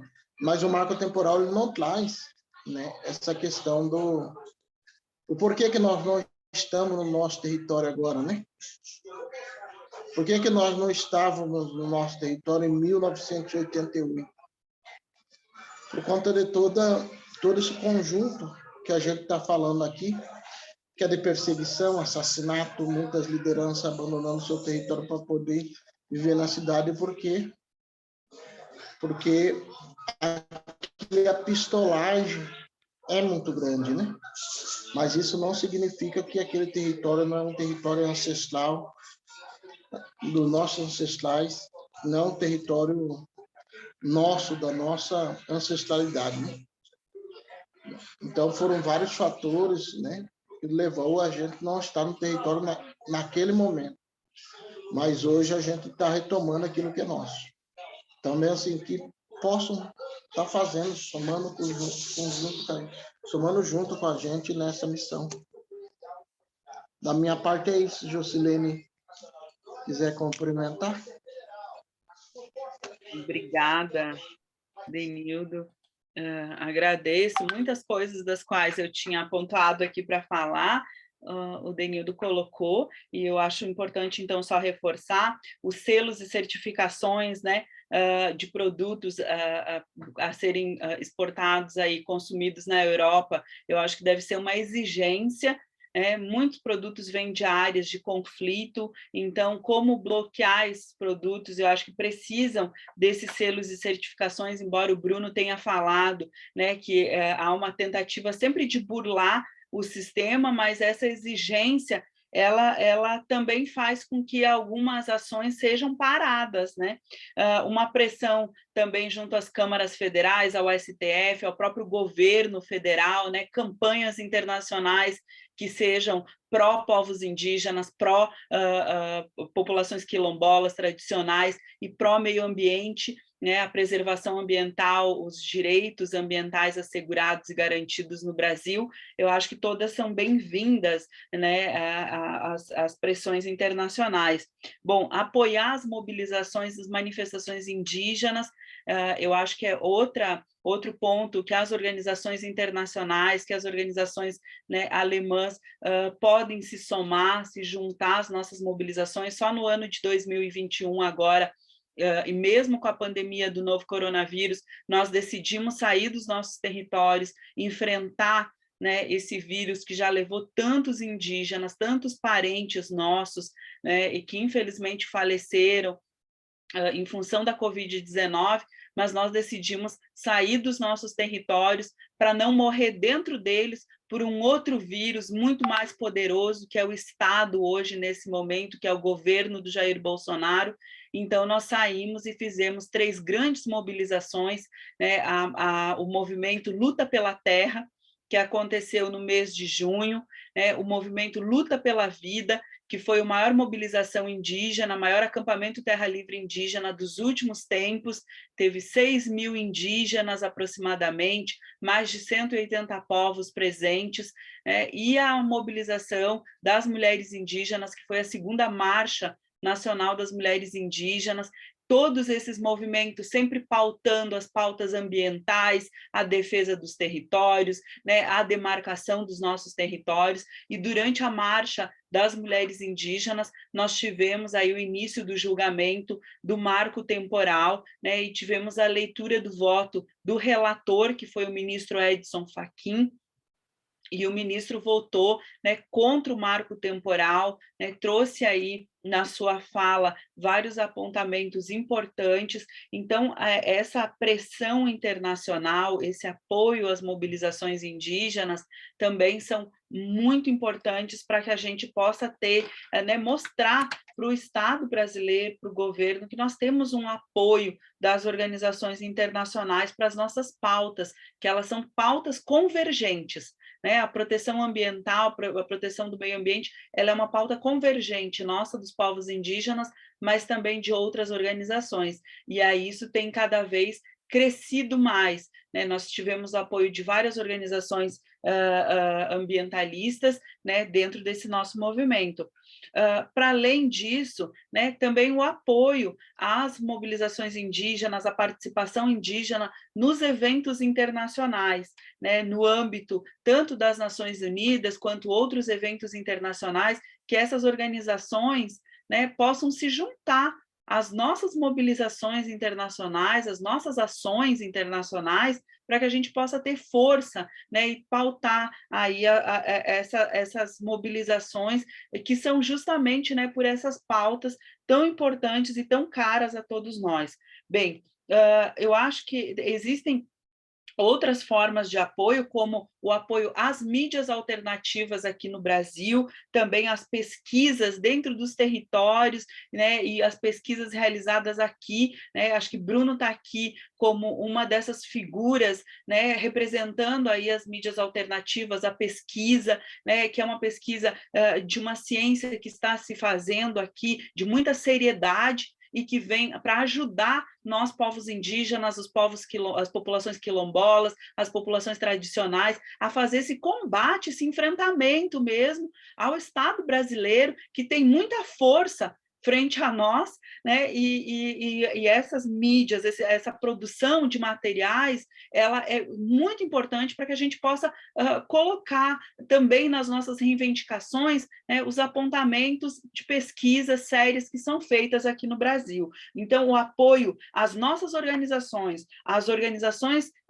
que estão aí junto com os povos indígenas, né, junto com as populações quilombolas, fazendo o enfrentamento, né, é super importante, porque muitas vezes a falta de apoio financeiro não permite, às vezes, que um projeto seja realizado. Então, isso é importante falar aqui nesse momento também. Bem, eu agradeço demais essa possibilidade de falar sobre como a gente pode trazer pautas convergentes, como a gente pode se apoiar, porque nós, povos indígenas, Christian, estamos desde sempre, desde que o Brasil, né, foi invadido em 1500, nessa tentativa de sobreviver, e nessa tentativa de sobreviver no século XXI e no ano de 2021 tem sido muito difícil, enfrentando todo um Estado aparelhado, né, contrário aos povos indígenas, que tem trazido políticas de morte e não políticas de vida, né? E a assinatura do acordo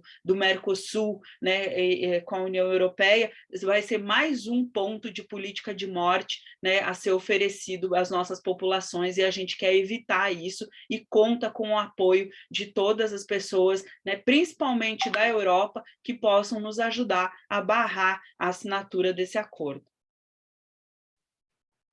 Muito obrigado, Josileia. Temos mais duas perguntas que chegaram aqui no Q&A. Uma pergunta é: quais territórios que ainda não são demarcados em territórios indígenas exigem que os indígenas exigem de ter como área demarcada, e quem protege as indígenas nessas questões? E uma segunda pergunta era se existem listas de cadeias de abastecimento, de importação, que indicam e comprovam de onde exatamente vem qual produto. Quem quer responder a segunda e a primeira pergunta? Eu vi o Bruno. Bruno, vai? Sim. Vou tentar conectar as duas coisas, porque eu acho que são duas perguntas complementares. Desculpa, gente, para a tradução. Podem repetir a pergunta? As duas. As duas perguntas. Sim. A primeira pergunta era que se fora das terras indígenas demarcadas existem outros territórios que ainda não são demarcados, que os povos indígenas exigem ter esses direitos territoriais a esses territórios. E a outra pergunta no chat era se existem listas, talvez, de cadeias de importação, de abastecimento, que indicam exatamente de onde vem qual produto. E agora o Bruno queria responder. Por favor, Bruno. Em relação às áreas demarcadas, nós temos das 615 terras indígenas que já estão em processo de demarcação no Brasil, 198 elas ainda não foram homologadas, ou seja, estão aguardando o reconhecimento oficial pelo Estado brasileiro. Até 2019, a gente tinha o papel, claro, né, com dificuldades, com falta de orçamento, muitas vezes a gente tinha a FUNAI exercendo um papel de atenção a essas áreas, tanto as homologadas quanto as não homologadas, das mais diversas formas, né? Seja atendimento de saúde através da CESAI, que é a Secretaria Especial de Saúde Indígena, a distribuição de alimentos em alguns casos, em comunidades afetadas por cheia de rio, por outras questões climáticas ambientais, e outras variadas formas, né? Além, claro, de ser o órgão responsável por apoiar as comunidades em processos judiciais, em zelar pelo território de acordo com a função constitucional da FUNAI estabelecida em 88. O grande problema é que já desde 2016 vem ocorrendo um grande aparelhamento da FUNAI, tanto pela bancada ruralista no Congresso, pelo lobby do agronegócio, quanto por interesses de grupos associados às Forças Armadas, aos militares e a missionários religiosos. Então, isso é um processo que culminou em 2019, que já vinha ocorrendo esse aparelhamento desde 2016 e que culmina em 2019 com a escolha do Marcelo Xavier para a presidência da FUNAI, que é um delegado que atuou contra indígenas do Mato Grosso durante sua passagem pela Polícia Federal, e que foi convocado pelos defensores do agronegócio na CPI que tentou criminalizar, a CPI, a Comissão Parlamentar de Inquérito, que tentou criminalizar servidores do INCRA e da FUNAI, além de ONGs e indígenas, que, segundo a alegação deles, estariam fabricando laudos antropológicos para demarcar terras, o que nunca se comprovou. A CPI pediu um indiciamento de mais de 60 pessoas e nenhuma delas foi, de fato, foi comprovado qualquer participação nesse suposto esquema que os ruralistas inventaram de uma fabricação de laudos antropológicos. Então, essa é a pessoa que testemunhou a favor da bancada ruralista durante a CPI, é a pessoa que hoje ocupa a presidência da FUNAI. Não à toa, a PIB, junto à Defensoria Pública, está protocolando essa semana um pedido de afastamento do Marcelo Xavier, não só por essas questões, mas também pela condução completamente desastrosa do combate à pandemia nos territórios indígenas, que resultou na morte de mais de 1.000 indígenas por Covid-19 desde o ano passado.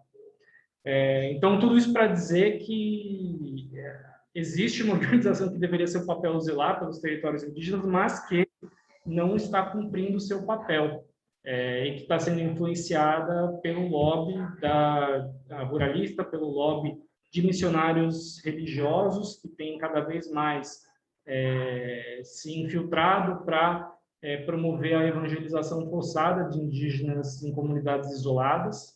É um processo de recolonização que tem ocorrido em todo o Brasil, mas especialmente na Amazônia, e que tem também dificultado o atendimento às áreas que ainda não foram homologadas. O marco temporal ele serve para esse propósito, né? Uma tese que diz que as terras que não tenham comprovação de ocupação antes da promulgação da Constituição de 88 não podem ser demarcadas, o que praticamente inviabiliza a demarcação de novas terras indígenas no Brasil, porque vários desses territórios foram retomados depois, sofreram processos históricos de expulsão. Isso é muito evidente no Mato Grosso do Sul, por exemplo, onde há um processo de genocídio contra os Guarani Kaiowá, é evidente também em Santa Catarina, no Rio Grande do Sul, em São Paulo, em outros estados, mesmo fora da Amazônia, em que houve esse processo contínuo de expulsão dos territórios, e que é um julgamento que está transcorrendo agora que, como o Bico comentou, terá impactos para outros territórios tradicionais. não apenas nos indígenas, mas também para os quilombolas, para o território tradicional geraizeiro em Minas Gerais, para as comunidades de peixe e fundo de pasto. Então, caso essa tese seja referendada pelo Supremo Tribunal Federal no Brasil, teremos praticamente a inviabilização da demarcação de territórios tradicionais em todo o país. E aí, porque eu fiz toda essa introdução para falar que, em relação a essas cadeias, a dificuldade de se comprovar essa origem dos produtos, ela foi um processo de construção ao longo de muitos anos, de mais de uma década, dessa criação das guias de trânsito animal, por exemplo, dos certificados de origem florestal pelo IBAMA para certificar a origem de madeira, que seja legal. Então, é um processo que, como a Josi comentou, ele é muito importante do ponto de vista de você criar pelo menos uma previsibilidade de que pessoas que, lógico, vão haver fraudes, mas que essas pessoas sejam punidas. Porém, a gente tem, no caso das terras indígenas, por exemplo, a Instrução Normativa número 9 da FUNAR, de 2020, que ela permite a ocupação, ou legaliza a ocupação, o registro de cadastro ambiental rural sobre terras indígenas que não tenham sido homologadas.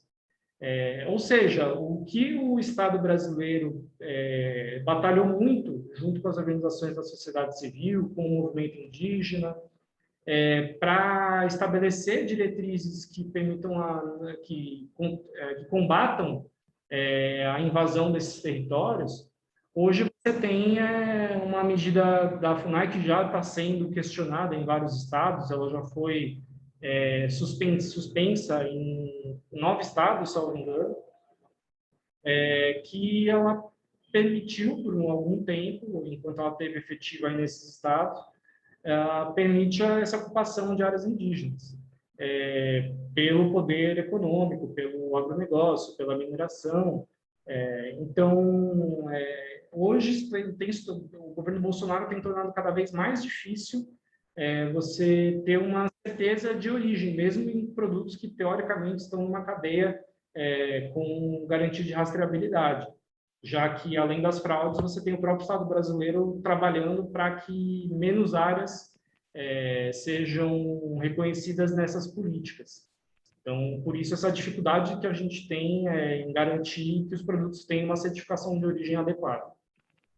Muito obrigado, Bruno. No chat foi colocada uma notícia nova falando que o Congresso nos Estados Unidos está discutindo barrar 500 milhões de dólares em exportações do Brasil por desmatamento, ou seja, de bloquear a importação de produtos que vêm de áreas que sofrem de desmatamento. Vamos ver o que vai dar disso. Eu diria, como o tempo já está muito adiantado, e queria dar a chance de fazer uma curta fala final, cada um minuto, qual é a última mensagem que vocês querem dar para o público que nos escuta no Brasil e para o público que nos escuta aqui na Alemanha. Eu diria, quem começa? Denildo, você quer? Ou Bruno, Josileia, quem quer? Oi, posso? Posso. É dizer a todos e todas sobre o quanto é importante esses debates, né? Acho que a gente precisa fazer mais isso. Dizer que nós quilombola, povos indígenas, povos e comunidades tradicionais, mesmo estando no momento difícil da nossa história aqui no país, nós resistimos. Resistimos porque nós entendemos qual é o nosso papel, né? Porque nós somos os verdadeiros guardiões da floresta e da biodiversidade. Quando a gente luta, a gente não está pensando na esta geração somente que está aqui, mas a gente pensa nas gerações futuras. E que é importante que o mundo entenda a importância da nossa luta para que venha se somar junto conosco, né? Gostaria de agradecer aí Bruno, Gostaria de agradecer a vocês, que é tão importante, a presença de vocês, né, nos ajudando nesse debate. Né? Sozinho eu caminho, mas junto nós podemos caminhar muito mais longe. E nós estamos precisando disso, caminhar junto, para caminhar longe, reescrevendo uma nova história desse mundo. Muito obrigado. Muito obrigado, Denildo. Bruno, você quer? Sim, bom, agradecer a participação, acho que é um espaço importante de debate, e gostaria de frisar o quanto é importante que a sociedade civil, tanto na Europa quanto na América do Sul, combata esse acordo tal qual ele está posto, né? Acho que, claro, processos de mudança são bem-vindos, mas da forma que ele está colocado, esse acordo ele é extremamente prejudicial para o meio ambiente e para os povos e comunidades tradicionais no Brasil. Então, queria encerrar enfatizando a importância de se pressionar os parlamentos para que não ratifiquem o acordo tal qual está, e que, caso se queira fazer uma real discussão sobre um acordo de livre comércio entre União Europeia e Mercosul, os povos do campo, das águas e das florestas têm de ser consultados. Isso não é um pedido, é uma exigência que está garantida e amparada pela Convenção 69 da OIT. Então, finalizar com esse recado e desejar boa sorte a todos nós na luta contra esse governo que está no Brasil e contra essa ascensão da extrema-direita em todo o mundo, tanto na Europa, dos dois lados do Atlântico. Muito obrigado, Bruno. Josileia, a palavra final vai para você. Por favor, Josileia. Bem, primeiro eu quero agradecer a possibilidade desse diálogo, né, a oportunidade de trazer a voz dos povos indígenas, né, para as pessoas que estão aqui com a gente, que estão nos acompanhando, que ainda vão assistir esse vídeo, falar da importância da atuação da sociedade civil. Nós temos que tomar para nós a responsabilidade de combater o que nos é pernicioso, o que não nos faz bem, e certamente essas agressões ao meio ambiente, as agressões a vidas indígenas, a vidas das populações quilombolas, das comunidades tradicionais, ela é muito ruim para todos nós, assim como o desmatamento, assim como a mineração, assim como o uso irregular dos territórios. Então, queria chamar a atenção para que a gente possa dialogar mais constantemente, que a gente possa caminhar juntos, como disse o Edemildo, e que a gente possa estar juntos nessa luta, né? Estar juntos na luta é a sociedade civil fazendo o seu papel, né? De fiscalizadora, mas também de ter voz junto aos seus governos, junto aos seus estados. Eu gostei muito do que o Bruno disse, eu reforço essas palavras da não ratificação, né, desse acordo, do modo como ele está. Eu sei que as pessoas podem dizer que muitas vezes, e tem se falado isso, que os povos indígenas são entrave, né, para as negociações, para o desenvolvimento. Isso não é verdade, não é uma realidade. O que a gente não quer é que se continue fazendo do jeito errado. E o jeito errado é não promover, né, a sustentabilidade, o cuidado com a natureza, a preservação ambiental e a vida das populações tradicionais, que importam, né, e significam muito, porque nós já somos populações que fomos altamente impactadas, né, desde a invasão do território brasileiro em 1500 até esse momento, e continuamos sendo ameaçados, né, com essa proposta neoliberal do capital, né, de avançar sobre tudo, passando por cima de todos. Então é isso, agradeço mais uma vez. Muito obrigado, Josileia. Então, a última palavra final vem de mim. Eu agradeço muito a Josileia, a Bruno, a Denildo. Eu agradeço muito ao Jan e a Klaus e Guadalupe, que ajudaram a organizar esse evento, e agradeço muito que o Vini atrás está fazendo a técnica, e agradecimento especial para nossas duas tradutoras, Marta e Camila, muito obrigado. Vocês fizeram um trabalho ótimo, fico muito agradecido. As publicações vão ser lançadas ou já estão online. A gente compartilhou no Q&A. Vocês podem baixar isso. Esse vídeo vai ficar disponível por mais tempo online no YouTube e também no Facebook. Então, eu agradeço a todas e todos e digo a luta que segue e a gente se vê. Tá bom? Tchau. Boa noite a todos e todas. Tchau, tchau.